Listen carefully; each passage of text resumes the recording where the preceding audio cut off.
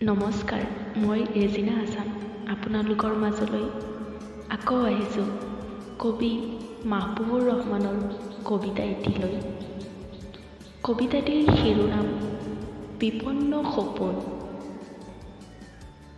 বেদনাসিক্ত এই জীৱন ক্ষিপ্ৰ গতিত ধাৱন, চৌদিশে এন্ধাৰ ঘূৰ্ণি বতাহ, নিষ্ঠুৰ সময়ৰ গৰ্জন, বেদনাক্লান্ত হৃদয়ৰ কাতৰ আহ্বান, হয় যদি হওক মোৰ প্ৰতিটো সপোন বাস্তৱায়িত।